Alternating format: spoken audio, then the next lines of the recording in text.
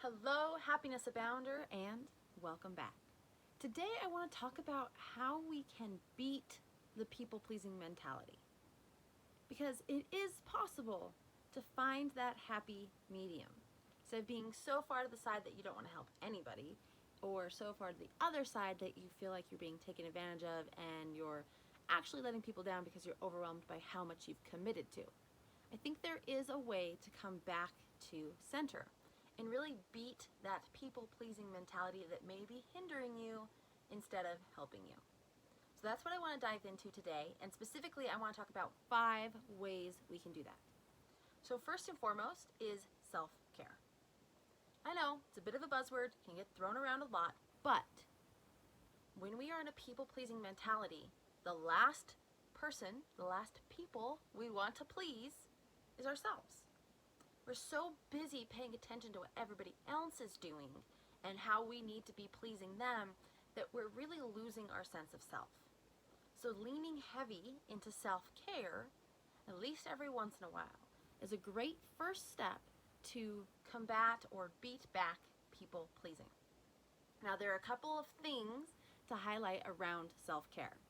1, that does not necessarily mean that you set yourself up for an entire spa day or bubble baths or things like that. That's a form of physical self-care, and that's what most of us think about. However, people-pleasing, while it does have some physical elements, is mostly an emotional and intellectual space. So we need to lean into self-care in those areas. Otherwise, you'll have the great bubble bath, you'll feel relaxed, you'll get right back up, and you'll feel right back the same. Because you haven't taken care of yourself in the ways that correlate with people-pleasing. So, intellectual self-care. That could be something as simple as, instead of saying no to these people instead of saying yes to these people over here, I'm going to be saying no, and instead I'm going to take that time and I'm going to invest in a class for something I want to do. I want to grow my brain, or I want to take an online course, or I want to go join a group of individuals who we get training every week. Whatever that is for you, I think it's incredibly important to lean in to intellectual self-care, because people-pleasing is mostly that mind game, right? You're trying to figure out how to move the pieces so that this person can be happy, and you're kind of losing yourself. So by reinvesting time and effort and energy into your intellectual self-care, you can start to better identify those boundaries of people-pleasing. The other one is emotional. It's a very emotionally draining thing to invest in self-care of people-pleasing, right? Where it's not really self-care, but we think it is. That's yesterday's episode or 2 episodes ago, where it's like we think it's helping, but it's actually hindering. So emotionally, that is cycling through our brain, cycling through our head, and it wears us out. So we need to invest in emotional self-care, the true kind, and really learn how to positively express our emotions and how to deeply connect with how we feel instead of suppressing those emotions. If we can take care of ourselves emotionally, we can have more of that bandwidth to open and love the right people instead of trying to people please everyone. And side note, if you are interested in learning about emotional self-care, specifically how to stop suppressing and start expressing your negative emotions in a way that makes sense and is positive so that you can have a bigger, brighter, happier, and more emotionally managed life, I highly recommend checking out my Emotional Management for Happiness class. It's a 2-hour class, comes with a 20-page workbook, and in that I highlight the CLEAR model, several ways of expression and releasing, letting go of negative emotions to help you have that better life. So that actually could be a combo, taking a class that is investing in your intellectual self-care, as well as learning in the class how to do your emotional self-care. So that'd be a great tie-in together and a great start to help you overcome your people-pleasing. So if you are interested in that course, go to happinessabound.com, click on courses, and it's Emotional Management for Happiness. And it's a video replay right now, but if you are interested, on August 31st, I will be doing a live recording of the class, and also have in-person options. So you can just feel free to message me and check that out and get more information. But that said, what are a couple other things we can do to combat or beat back the people-pleasing mentality? First is self-care, specifically in the emotional and intellectual spaces. Second is really knowing your values. When we're so busy trying to please everyone else, we lose our internal guidance system.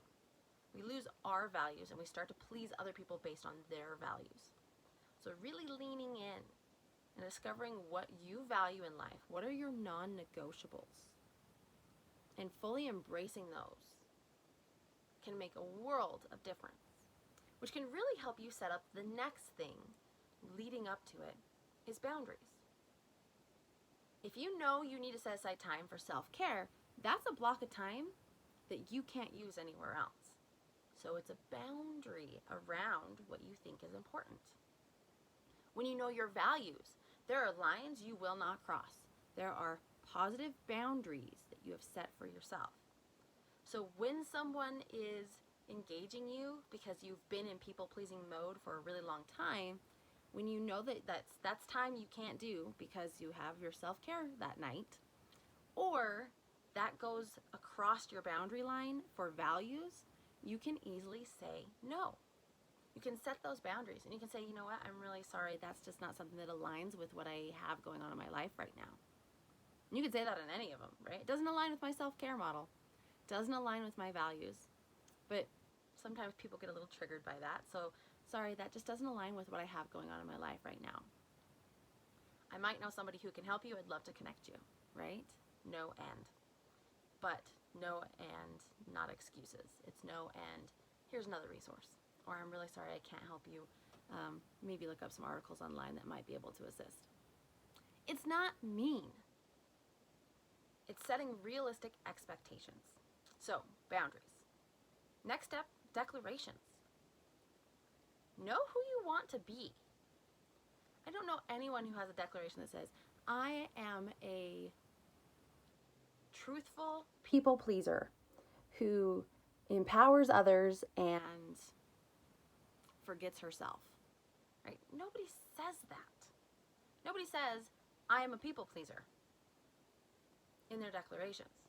Because we all know how draining it can be. We all know how it can make us lose ourselves. So instead, if you are struggling with people pleasing, one way to combat it is to set a declaration. I'm a helpful and kind individual who sets boundaries, knows my values, and takes care of myself.